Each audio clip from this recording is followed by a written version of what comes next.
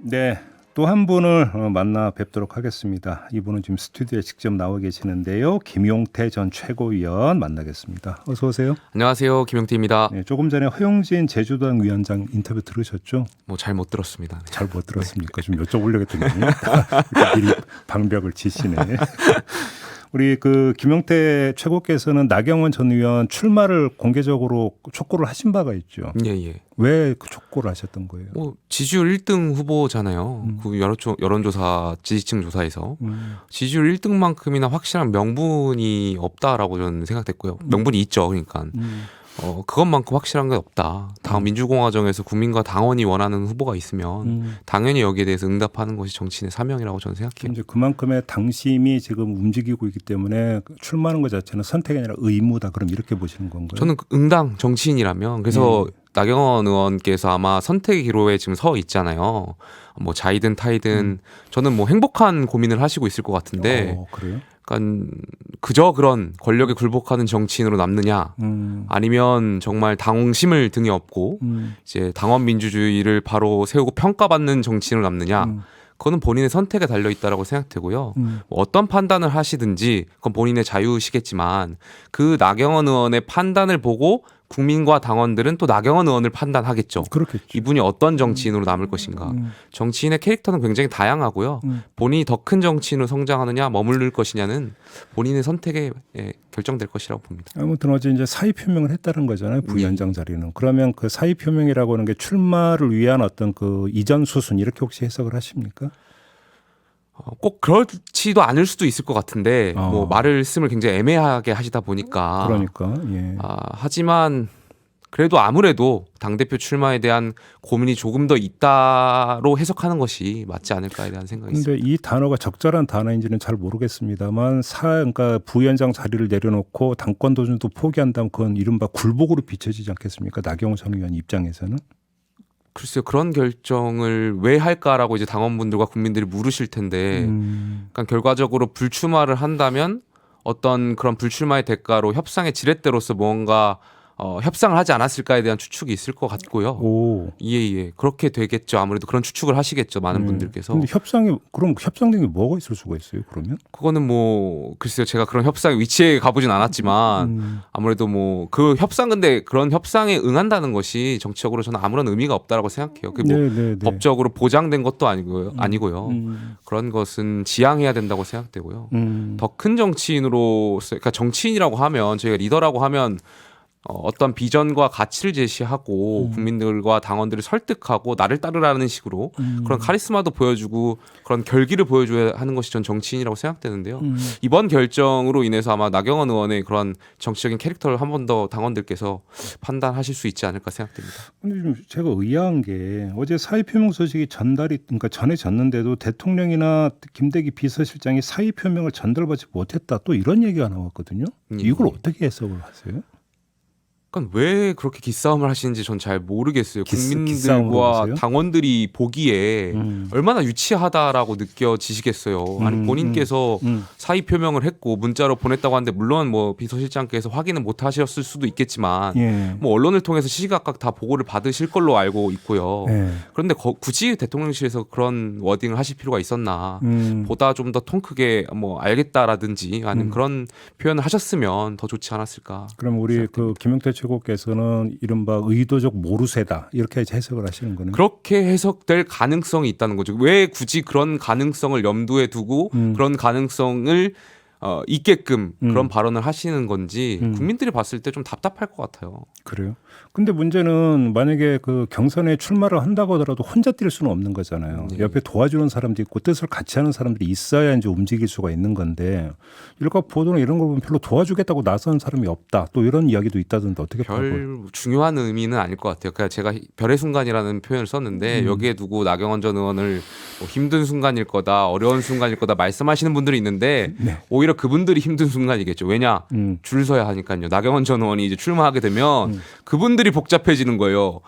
양다리, 세 다리, 네 다리를 걸쳐야 되는데 이걸 어디에다 줄 서야 되는지 그분들이 어려우니까 그분들이 불편하니까 그런 표현을 쓰시는 거죠. 나 전 의원이 출마를 하실진 모르겠지만 나 전 의원이 출마한다고 하면 저는 또 거기에 계속 지지율이 높게 나오게 된다면 지금 많은 국회의원분들 중에 대다수가 또 당대표의 유력 주자한테 또 줄 설 거라고 저는 생각됩니다. 그렇기 때문에 그거는 큰 논쟁거리라고 생각하지 않아요. 자, 그럼 한번 이렇게 보죠. 나경원 전 의원이 만약에 출마를 한다면 네. 언론 분류법에 따르면 친윤 후보로는 이제는 간주가 되기가 힘들 것 같고, 그렇죠? 그러면 이른바 비윤 후보로 꼽히는 유승민 전 의원이 있지 않습니까? 네. 그러면 두 분이 경선에서 연대할 여지가 있고 또 연대를 해야 된다고 생각을 하세요? 좀 어려운 질문인 것 같은데요. 지금 뭐 그걸 섣불리 답할 필요는 없을 것 같아요. 다만 지금 운동회는 벌어졌고 운동회가 끝나면 한 팀이 되겠지만 윤핵관이란 분들이 청띠를 나눠주면서 윤핵관인 분들만 청군으로 나누고 나머지를 지금 백군으로 다 몰고 있는 기세잖아요. 유치하게.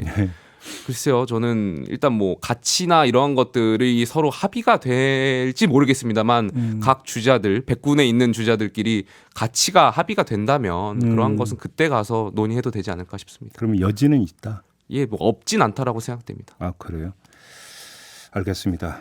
자, 우리 김용태 최고와 관련된 질문 좀 드려야 될 것 같은데, 우리 김용태 최고께서 장해찬 청년재단 이사장의 출마 선언문을 두고 민주주의에 대한 이해가 부족하다, 이렇게 평가를 하셨어요. 예.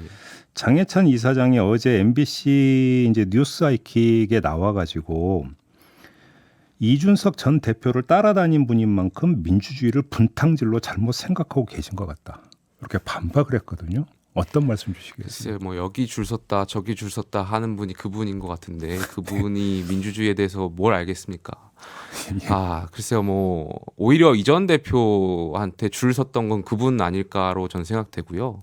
이준석 전 대표한테? 예, 오히려 그분이 줄 섰다고 과거에 한때 그렇게 생각되고요. 당원 민주주의라든지 이런 당내 민주주의를 훼손하려는 세력들, 이른바 비상 상황을 유도해서 그 당시에 지도 체제를 허물려고 했던 세력들과 맞서 싸우던 것을 분탕질이라고 생각하는 수준에서 민주주의에 대해서 논한다는 것 자체가 좀 저는 맞지 않다라고 생각되고요.